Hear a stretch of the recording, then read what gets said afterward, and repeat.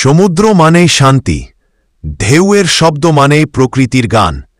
কিন্তু ভারতের এমন একটি সমুদ্র আছে যেখানে রাত মানে ভয়ের ছায়া, হাওয়ার ঝাপটা মানে অদৃশ্য কণ্ঠস্বরের ফিসফিসানি।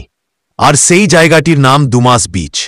গুজরাতের সুরাট শহরের কাছে অবস্থিত দুমাস বিচ শান্ত অথচ রহস্যময় এক সমুদ্র সৈকত, যা দিনের বেলায় যতই সুন্দর দেখাক না কেন, রাতে এই জায়গা পুরোপুরি অন্য রূপ ধারণ করে। শোনা যায় প্রাচীন সময়ে এই সমুদ্র সৈকতটি ছিল হিন্দু দাহস্থল, যেখানে বহু মৃতদেহে দাহ করা হতো। এজন্যই অনেকে বিশ্বাস করেন এই স্থানে মৃত আত্মার উপস্থিতি আজও টের পাওয়া যায়। অসংখ্য মানুষ দাবি করেছেন রাতে এখানে অদ্ভুত ফিসফিসানি শোনা যায়, কেউ ডাকছে, কেউ হুঁশিয়ারি দিচ্ছে, কিন্তু চারপাশে মানুষ নেই। ঘন কুয়াশার মধ্যে ভেসে আসে ছায়ামূর্তি, আচমকা ঠান্ডা বাতাস, আর কখনো কখনো দেখা যায় কালো পোশাক পরা এক নারী, যিনি আসলে কে কেউ জানে না। এই বিচে রাতে ঘোরাফেরা করা নিষিদ্ধ।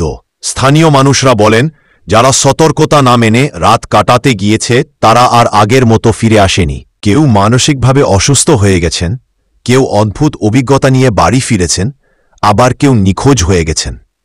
বিজ্ঞানীরা অবশ্যই অন্য ব্যাখ্যা দেন।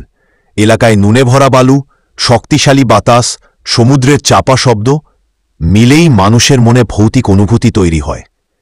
কিন্তু প্রশ্ন হল, সব গল্প কি সত্যিই ভুল? এত মানুষের অভিজ্ঞতা কি কল্পনা?